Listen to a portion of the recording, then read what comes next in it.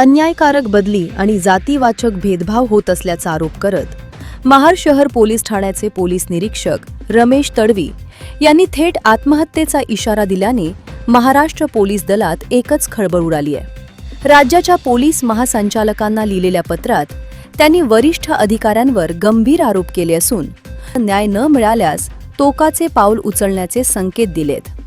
PI Ramesh Tadvi यांनी पत्रात नमूद केले की ते भिल्ल आदिवासी असल्याने त्यांना जाणीवपूर्वक लक्ष केले जात आहे।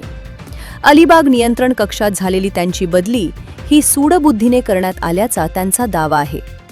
मी आत्महत्या केल्यास संबंधित जबाबदार अधिकाऱ्यांवर अॅट्रॉसिटी अंतर्गत गुन्हा दाखल करावा, अशी मागणीही त्यांनी या पत्राद्वारे केली आहे। तडवी यांनी आपल्या पत्रात तत्कालीन आणि विद्यमान अशा अनेक वरिष्ठ अधिकाऱ्यांची नावे घेतली आहेत। सर्वांनी मिळून आपल्याला मानसिक त्रास दिला असून आत्महत्येस प्रवृत्त केल्याचे तडवी यांनी म्हटले आहे। डिसेंबर महिन्यात महाडमधील एका गुन्ह्यात 3 व्यक्तींवर गुन्हा दाखल करण्यासाठी आपल्यावर दबाव आणला गेला होता, मात्र आपण तो झुगारल्याचा दावा तडवी यांनी केलाय।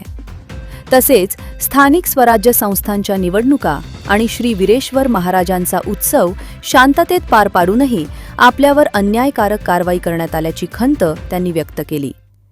विशेष म्हणजे यापूर्वीही तडवी यांची बदली करण्यात आली होती, ज्या विरोधात त्यांनी मॅटमध्ये धाव घेऊन न्याय मिळवला होता। 10 सप्टेंबर 2025 रोजी त्यांची पुन्हा महाड येथे नियुक्ती झाली होती, मात्र अवघ्या काही महिन्यातच पुन्हा बदलीचे आदेश निघाल्याने पोलीस वर्तुळात उलटसुलट चर्चा सुरू झाली आहे।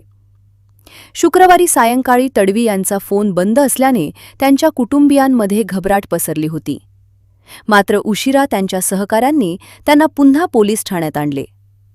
महाड पोलीस ठाण्यातील कर्मचाऱ्यांमध्येही तडवी यांच्याबद्दल सहानुभूतीची भावना असून त्यांच्यावर अन्याय होत असल्याची कुजबूज कर्मचारी वर्गात आहे।